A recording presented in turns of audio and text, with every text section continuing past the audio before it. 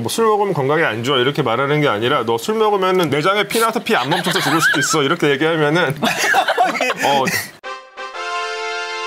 인사할 시간도 많습니다. 여러분의 시간을 낭비해드릴 느리지만 쿨한 과학 레미팀입니다. 반갑습니다, 교수님들. 반갑습니다. 반갑습니다. 모시기 정말 어려운 분을 모셨습니다. 사실은 언제였죠 그때 유퀴즈 나온 게? 작년 11월이죠. 작년 11월. 그러니까 제가 작년부터 모시려고 눈독 들이고 있었는데 7개월 걸렸습니다. 교수님 간단히 소개 한번 해주시죠. 예. 저는 성균관대학교 의과대학에서 이제 해부세포 생물학 교실에 있으면서 법의학 연구실을 이끌고 있는 김문영이라고 합니다. 반갑습니다. 아마 교수님을 많이 보셨을 거예요. 유퀴즈에도 작년 11월에 말씀드렸듯이 나오셨고 취미는 과학에서 유일하게 100만이 넘으신 120만입니다 이제 곧. 그때 너무 재밌었거든요. 촬영할 때도 너무 재밌었고. 그때 나는 안 불렀어요. 사실 제가 여기 오늘 랩장으로 온 거는 저는 법의학에 대해 전혀 모르지만 법의학의 도움을 저희 전공이 굉장히 많이 받고 있어요. 그렇죠. 특히 이제 이집트학, 이집트 고고학에서는 뭐 다들 잘 아시는 것처럼 어떤 그 특유의 장례 문화 때문에 그렇죠. 미라가 진짜 엄청나게 많이 발굴이 되거든요. 그렇죠. 그 미라를 가지고 연구를 할 수 있는 사람들이 이제 법의학자들 아니면 이제 고병리학자들이나 이런 분들이죠.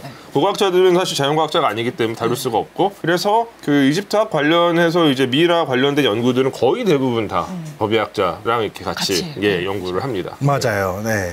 오늘의 주제군요. 사실은 약간 법의학 하면은 다들 그 부검이 그렇죠. 바로 연결이 그렇죠. 되잖아요. 예. 지금도 부검 하고 계시죠? 저는 목요일을 담당하고 있습니다. 목요일 그럼 매주 목요일. 네, 매주 와. 목요일. 사실 이제 법의학을 하는 사람에게 어떤 뭐 인터뷰나 이제 뭐 강의를 요청을 하실 때 항상 이렇게 부검을 할 때 이제 겪었던 특이한 케이스 이런 것들을 보통 많이 요청을 하시거든요. 근데 사실 특이한 케이스라고 하면은 맨날 보는 케이스도 있을 텐데 맞아요. 저희가 맨날 보는 케이스도 잘 모르실 것 같아서 예, 그렇죠. 네, 예. 오늘은 이제 백투 베이직 기본으로 돌아가서 너무 중요해요. 저희 같은 사람들은 맨날 뭘 보고 있나, 뭘 보고 뭘 생각하나 그런 거 좀 얘기해드리면 훨씬 더 사실은 그게 더 이렇게 실생활에도 도움이 되실 것 같아서 그쵸. 일반 사람들은 저희는 이렇게 생각하죠. 영화나 드라마에서 제일 많이 접하고 그쵸. 아니면은 그 SBS 그것이 알고 싶다 해서 네. 가장 많이 만나게 되는 부분이죠. 예. 네. 그쵸. 항상 이제 야. 드라마, 뭐 영화 이런 데 다, 뭐 우리나라도 마찬가지고 외국도 그렇고 다들 이제 법의학 하면은 이제 부검하는 맞아요. 사람 예. 다 부검이 주제거든요. 사인도 그랬고 이제 건법남녀도.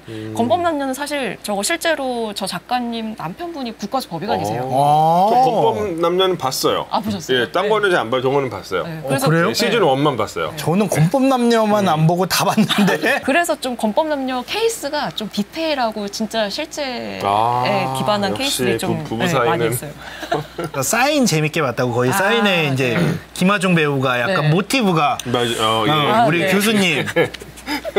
혹시나 해서 이제 작년에 그 장항준 감독님이 MC 보시는 예능 프로 나간 적이 있었는데 그때 다시 한번 확인을 드렸거든요. 제가 여쭤봤냐고. 그래서 그때 이제 사인 그 기획하실 때 이제 두 분이 같이 하셨거든요. 네. 장항준 감독님, 예. 김은희 작가님 감독님. 같이 네. 하시면서 뭔가 병리과 전공의를 하다가 약간 또라이 같아서 그 포인트가 들어가는 건가요? 네, 그 포인트가 있어야 되는. 네, 그래서 이제 법의학을 하고 싶어하는 그런 이상한 전공의가 있었으면 좋겠다. 그래서 이제 물어 또 국가수 법의관 선생님 통해서 이제 저를 소개받으셔가지고. 김은희 작가님과 닮으셨대요. 저것도 얘기 있는데. 진짜 그러니까 제가 진짜 화면으로 딱 보니까 진짜 그러시네요. 아니 근데 저것도 화면으로 있었나 보니까 진짜 더 그런 게 보이네요. 와. 그래서 보통 이제 대중매체 이렇게 법의학은 부검 아닌가라는 이제 이미지가 많이 나와 있는데 사실 법의학이 부검만 하는 건 아니고요. 네. 부검 외에도 굉장히 다양한 일을 많이 합니다. 부검은 결국은 시신의 안쪽까지 보는 거잖아요. 네. 근데 안쪽까지 보지 않더라도 이제 겉에만 보고 일단 이 시신을 어떻게 다뤄야 할지, 부검을 의뢰를 해야 될지 말아야 될지, 좀 수사를 어떤 방향으로 해야 될지 그런 걸 보는 게 이제 검안이고요.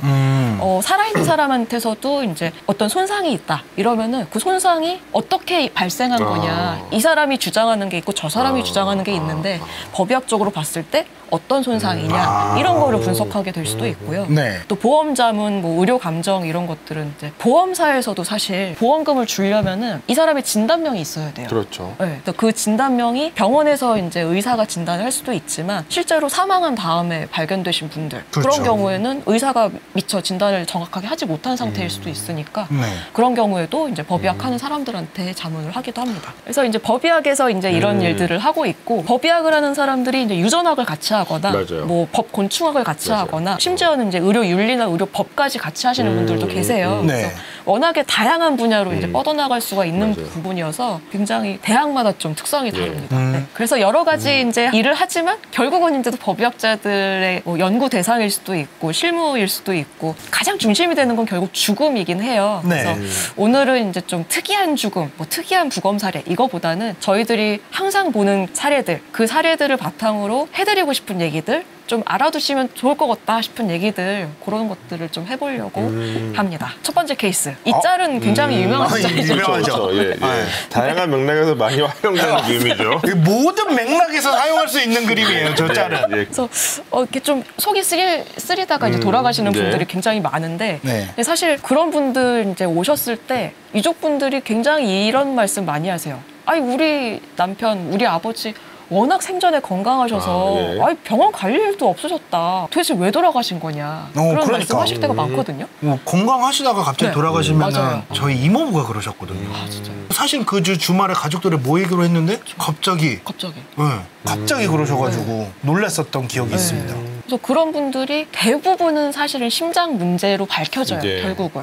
그래서 뭐 보통 이제 뭐 돌연사, 급사, 뭐 자연사 이렇게 얘기하는 케이스들 중에 결국은 한 80%는 이제 심장 문제, 심혈관 질환으로 밝혀지는데 우리가 심혈관 질환이라고 했을 때 가장 먼저 떠오르는 게 급성심근경색이죠. 예. 맞아요.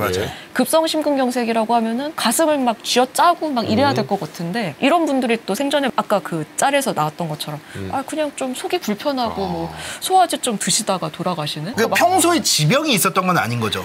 그게 나중에 이제 부검을 해보면 알고 보니 고혈압이 있으셨고 알고 보니 당뇨가 있으셨고 이런 경우들이 많습니다. 그래서 속 쓰린 거 너무 무시하시면 안 된다. 근데 그게 속쓰림 증상하고 비슷하게 비슷해요? 와요. 네. 아 그래요? 이 위치가 비슷하거든요. 심장은 이쪽에 있지 않나? 심장 가운데 있습니다. 가운데. 네. 그러니까 우리 그 횡격막이라고 그러잖아요. 아, 딸꾹질할 예, 때 예, 이렇게. 예. 네. 그 횡격막을 기준으로 해서 바로 위에 심장하고 예. 바로 아래 위장이 있거든요. 딱 붙어 그래요? 있어요. 네. 그러니까 생각보다 굉장히 위치가 가깝습니다. 그렇구나. 심장이 가운데 있어. 왜 우리 맨날 왼쪽이라고 나 여기 있는 줄 알았어. 가운데에서 조금 왼쪽이야.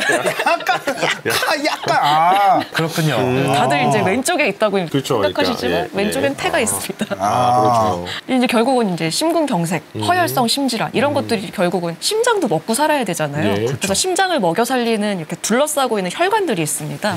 그래서 이 혈관들이 뭐 시간이 점점 이렇게 가면서 점점 막혀서 이 막히는 거는 사실은 오랫동안 지속이 돼요. 근데 막히면 막힐수록 이 혈관에서 갑자기 피가 팡 터져서 안쪽이 막혔을 때 갑자기 꽉 막히기가 쉬운 거예요. 이 어떻게 생각하시면 되냐면 여러분들 햄버거 가게 가셨다가 케첩 뜯는데 잘못 뜯었다가 잘 안 나와서 그냥 쭉 누르다가 갑자기 뻥 하고 터지는 약간 그런 걸 수도 약간 있을 그런 것 같아요. 느낌이죠. 네. 그런 식의 이제 심장을 먹여 살리는 혈관이 막혔을 때 그 먹여 살려지던 그 심장 부분이 있을 거잖아요. 네. 그렇죠. 그 부분이 점점 이렇게 손상을 받게 돼요. 그러니까 그쵸. 손상을 받다가 초기에 다시 이제 이 피가 돌기 시작하면은 다시 회복될 수는 있는데 그게 이제 협심증이라고 얘기를 합니다. 네. 근데 결국 피가 돌지 못하고 결국 그 부위가 죽었어요. 괴사되는. 네, 그렇죠. 세포가 괴사가 되면은 이제 그걸 이제 심근경색이라고 얘기를 하거든요. 그래서 여러 가지 이제 진단 방법들이 있는데 그 중에 몇 가지 정도는 만족을 해야지 우리가 심근경색을 진단할 수 있거든요. 근데 이런 게 이제 검사가 전혀 되지 않은 상태에서 이제 심근경색인지 아닌지, 뭐 협심증인지, 아예 다른 질환인지, 그건 우리가 알 수가 없는 거죠. 그렇죠. 네. 그래서 여기서 이제 파생되는 다른 케이스인데 오. 부검은 안 하셨어요. 근데 가족분이 돌아가셨는데, 아니 뭐 심장 문제일 것 있다고 하셔요. 고혈압도 있었고 예, 당뇨도 예. 있었고. 근데 이제 돌아가시고 나서 이제 정리를 하다 보니까 이런 게 문제되는구나. 네, 보험 중에 급성 심근경색증 특약을 들어놨네? 어? 발견한 거예요. 네. 그러니까 부검 안 했는데 이거 어떻게 진단 받을 수 없냐. 실제로 이런 경우들이 있나요? 많아요. 굉장히 굉장히 많을 많아요. 것 같은데. 아, 많아요? 네. 경찰들이 이제 검안을 하면은 뭐 외부에 뭐 보이는 손상도 없고 뭐 지병도 있으셨다고 하니까 뭐 심혈관 질환 같은 걸로 돌아가셨을 것 같다. 범죄 혐의성이 없구나. 부검 안 해도 되겠네. 검안하고 사건 종결합니다. 오. 그러면 이제 나중에 유족분들은 뭐 경찰에서 문제 없다고 했으니까 네, 네. 그걸로 다 된 줄 알았는데 나중에 이제 보험 정리하다가 이게 나오는 거예요. 그 보험사가 만약에 보험이 돼 있어서 지급을 하려고 그러면은 네. 부검을 신청을 해야 되잖아요. 그럴 때는 가족이 신청을 하는 건가요? 아니면은 보험회사가 신청할 수도 있나요? 지금은 일단 병원에서 돌아가신 경우가 아니면 일단은 119에 신고가 들어가거나 네. 경찰에 신고가 들어가겠죠. 그렇죠. 시신이 발견됐다. 네. 이러면서 그러면은 이제 119랑 경찰은 그러니까 연동이 돼 있어요. 어느 한쪽에 그렇죠. 신고가 예. 들어가면 반대쪽에 이제 다 공유가 되게 되어 있고 그때 이제 기본적으로 경찰 수사가 들어가겠죠. 그렇죠. 그러니까 그걸 이제 변사 사건이라고 얘기를 하거든요. 네네. 네, 그러면서 이제 경찰이 판단했을 때 부검이 필요하겠다. 굳이 부검까지 안 해도 되겠다. 이거를 결정하게 되는데 이 과정에서 이제 유족께서 보험이든 뭐 다른 뭐 개인적인 궁금증이든 뭐 가족력 때문이라도 부검이 필요하다. 부검을 하고 싶다라고 요청하시면은 할 수는 있어요. 네, 근데 기본적으로는 경찰이 판단해서 그 부검 여부를 결정하기 때문에 경찰이 일단 1차적으로 판단을 하고 그 다음에 검찰한테 부검을 할 수 있는 영장을 청구해달라라고 예. 요청을 하죠. 그럼 또 그래서- 법원에서 그 영장을 발부할지 말지를 또 판단을 해요. 그러면은 그 이제 부검이라고 하는 것은 민간의 영역에서 자기가 하고 싶다고만 할 수 있고 그런 건 지금은 아닌 좀 그렇습니다. 거죠. 그러니까. 네. 이런 케이스에서 유족이 원하면 무조건 영장은 나오나요? 일단 그 경찰에서도 그 변사 사건에 대한 그 내부 지침이 있거든요. 네. 거기서 이제 유족 의견은 존중하는 쪽으로 유족이 원하면 일단은 부검을 되도록이면 하게 돼 있고 또 반대의 경우가 훨씬 더 많긴 그러니까 하죠. 유족이 원하지 않아도 경찰이 부검할 수 있는 경우도 있긴 해야 하죠. 네, 해야죠. 예, 그렇죠. 네. 부검료를 비교해야 된다라고 하셨는데 부검에는 돈이 안 들어갑니다.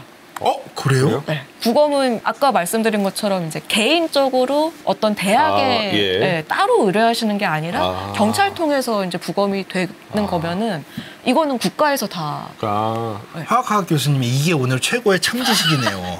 이거 중요합니다.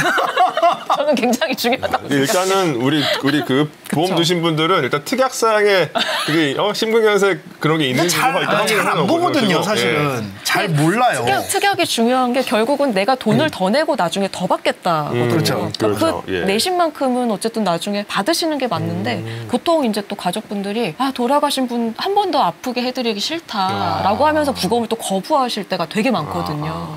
근데 사실 돌아가신 분은 그런 마음으로 가입하신 건 아닐 텐데 맞아요. 그걸 증명할 근거가 필요한데 그거를 검안만 해서는 이제 확인하기가 어렵다는 거죠.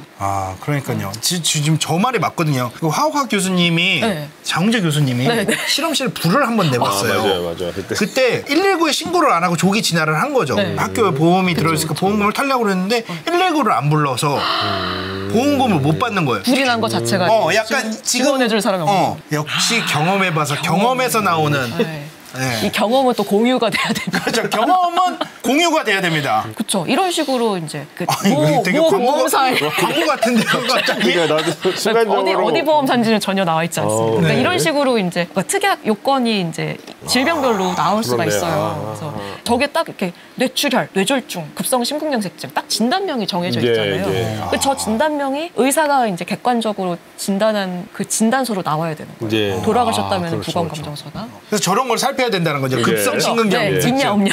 있나 없냐. 없냐. 자, 와. 여러분들 한 번씩 확인해 주시기 바라겠습니다. 네.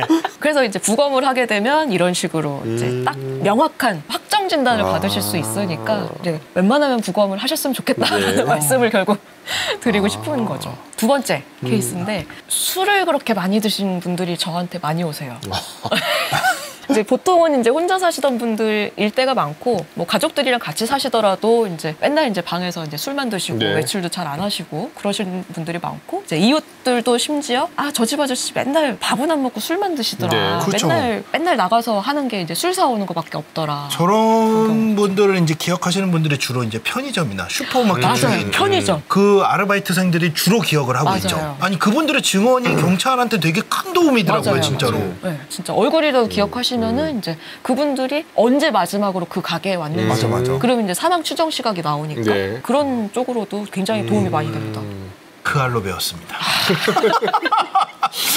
간접 경험이 아주. 간접 경험이 풍부해요. 그래서 이제 술도 이제 좀 저희한테는 좀 중요한 문제인데 술이 그렇죠. 이런 일을 많이 하죠. 장훈재 교수님 장기별로. 보고 계십니까?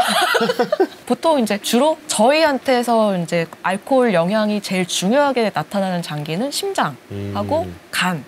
그리고 이거는 사실 잘 알려져 있진 않은데 케톤산증이라는 것도 많이 있어요. 케톤산증이 뭐죠? 그러니까 피가 좀 산성을 많이 띠게 되는 거예요. 케톤이 쌓이면서 산성을 띠게 되는 저 케톤산증 자체로도 사망할 수가 있어요. 아, 그래요? 이 케톤산증이 더 잘 알려진 거는 사실 당뇨의 급성합병증으로 더 알려져 있는데 만성적으로 술을 많이 드신 분들도 오실 수가 있거든요. 그것로 사망하실 수도 있고. 그래서 심장 쪽에 이제 문제가 생기는 거 하나, 이제 간 질환. 그러니까 대표적인 건 간경변증이죠. 간경변증이 생기면 식도 정맥류가 터져서 이제 출혈을 많이 하실 수도 있고, 뭐 복수가 많이 차실 수도 있고, 그거 자체가 또 면역 기능을 저하시켜서 뭐 폐렴 같은 걸로 이어지시기도 하고 여러 가지로 이제 지금 이거 보시면서 술 드시는 분 분명히 계실 거예요. 그럴 거예요.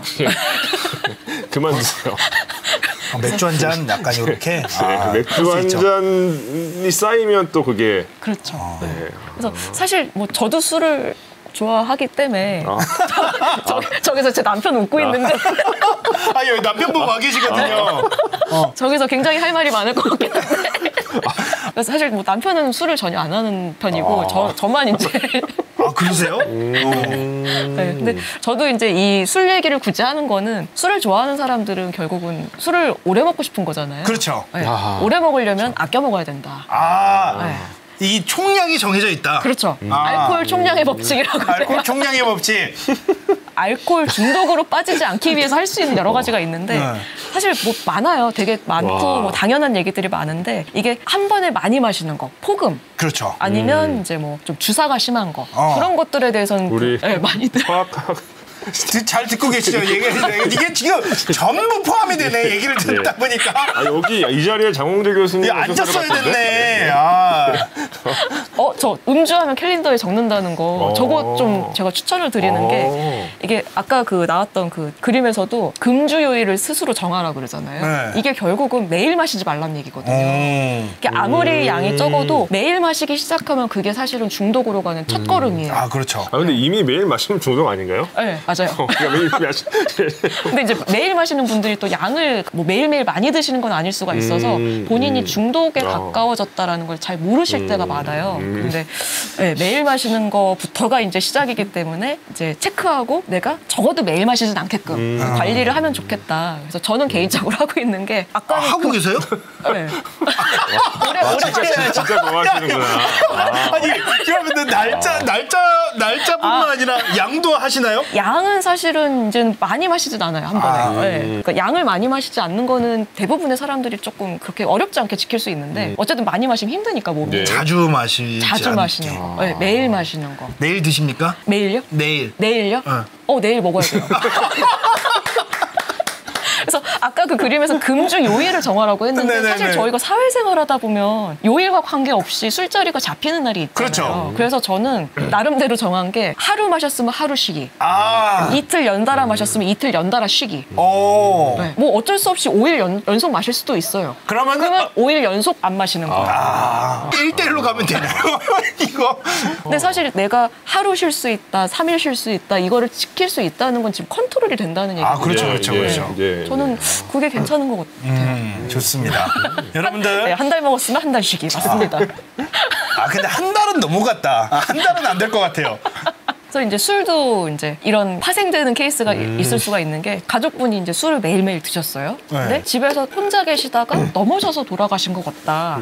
근데 보험사에서 왜 이거 다쳐서 돌아가신 건데 상해 사망이 아니라고 하냐 이런 식으로 또 항의하시는 분들이 계시거든요. 이건 중독이라서 그렇게 보는 거구나. 그러니까 이게 어쨌든 술을 많이 드시면 간이 손상될 수가 있고 간이 손상됐을 때 또 잘 오는 게 출혈이 또 쉽게 나고 지혈이 잘 안 될 수가 있어요. 그러니까 그 다쳐서 피가 많이 나서 돌아가셨는데 이게 간이 안 좋아서 피가 많이 난 거 아니냐. 이거는 다친 게 중요한 게 아니라 간이 더 중요한 거 아니냐라고 이제 주장할 수도 있는 거죠. 그렇구나. 전혀 예상하지 못했던 포인트들이네요. 그러니까 보험사에서 이제 그런 식으로 주장할 수가 있으니까 그럼 저것도 부검을 꼭 해봐야겠네요. 부검 해보는 게 좋죠. 보험이랑 관련이 있으면 다 부검을 해야. 사실은 좀 그랬으면 그러네요. 좋겠어요. 그래서 여기 이제 예전에 어떤 지금은 찾아볼 수 없는 기사에 있던 어떤 예시인데 보면은 이제 질병 사망하고 재해 또는 상해 사망 이 보험금이 굉장히 차이가 많이 나요. 그러니까 보통 질병 사망이라고 하면은 뭐 대부분의 사망이죠 결국. 근데 이제 그 중에서도 어떤 뭐 사고나 뭐 손상이나 이런 외부적인 요인 때문에 불의의 사고로 사망을 했다. 이러면은 사망보험금이 훨씬 더 크게 나옵니다. 보통 뭐 최소 2배에서 한 4배 정도까지도 나오기 때문에 유족 입장에서는 되도록이면 상해 사망으로 판정을 받기를 바라시는 거죠. 근데 아래쪽에 보면은 질병 사망은 되게 범위가 넓은데 재해 사망이나 상해 사망은 딱 그 약관에 있는 요건들이 있어요. 그거는 뭐 어느 보험사라고 해서 뭐 특별히 뭐 짜게 주거나 이런 게 아니고 대부분 다 공통적으로 비슷비슷하게 정해놓고 있는 요건들이 있고 실제 그 사망 진단명이 그 요건에 맞아야지 저렇게 판단이 될 수 있는 거라서 그래서 그 관점 차이 때문에 뭐 감정 같은 걸 또 저희한테 많이 의뢰하시게 되는데 그때는 또 이제 의무 기록 다 이제 살펴보고 생전에 하셨던 혈액 검사 결과에서 어떤 뭐 출혈이 잘 유발되는 그런 상태가 실제로 있었는지 그런 것도 확인을 해보고 이제 검안에서 확인한 손상의 정도 실제로 그런 출혈이 일어날 수 있을 정도로 많이 다치셨는지 그런 것들 판단을 해서 대부분은 상해 사망으로 결국은 판단이 돼요. 네, 아무리 그 기저질환이 있었다고 하더라도 일단은 다친 게 중요한 거니까. 네. 근데 이제 보험사에서 이제 그렇게 생각하는 이유가 이제 그림으로 보실 수가 있는데 술을 마셨을 때 이제 간이 계속 손상이 되면서 왼쪽에 있는 건강한 간에서부터 지방간이 됐다가 아니면 아래쪽에는 간염이 됐다가 결국은 이제 오른쪽에 있는 간경화가 되면은 이제 간이 그 섬유화 때문에 굉장히 딱딱해지면서 혈관을 막게 돼요. 그러면서 이제 정맥 같은 데가 늘어나기도 하고 그러면서 또 출혈 잘 터질 수 있게 되기도 하고 간에서 만들어내는 그 여러 가지 단백질 중에 지혈을 잘 시키는 지혈을 도와주는 단백질이 있는데 그게 잘 안 만들어지면서 출혈이 한번 일어나면은 계속 피가 계속 새거나 뭐 잘 멎지 않는 그런 상태가 되는 거죠. 그래서 오른쪽에 있는 것처럼 저런 식으로 여러 곳에서 이제 출혈이 일어날 수가 있기 때문에 저런 상태로 뇌출혈이 일어나면 진짜 위험하겠네요. 네, 그래서 겉으로 봤을 때는 멀쩡한데 안에 이제 부검에서 살펴보면은 뭐 소장이나 대장이나 다 피로 가득 차 있는 분들도 계세요 가끔. 진짜로 그렇구나. 약간 경각심이 생기기는 하네요. 아 좋습니다. 금주 방송. 네.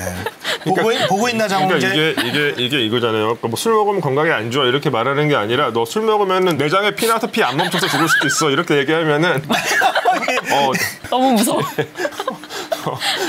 인사할 시간도 많습니다. 여러분의 시간을 낭비해드릴 느리지만 쿨한 과학. MBT이었습니다. 감사합니다, 교수님들. 감사합니다. 안녕.